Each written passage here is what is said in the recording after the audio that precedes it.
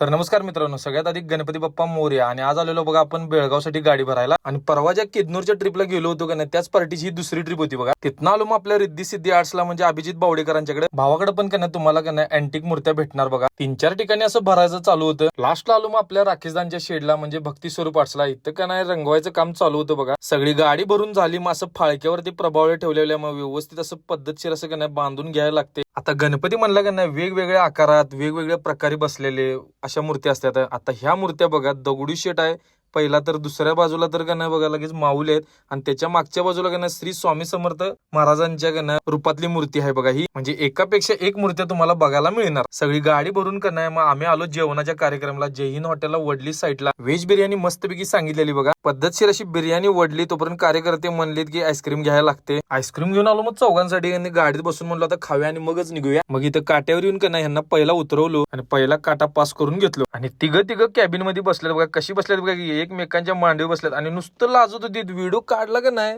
नुसतं लाजत होती.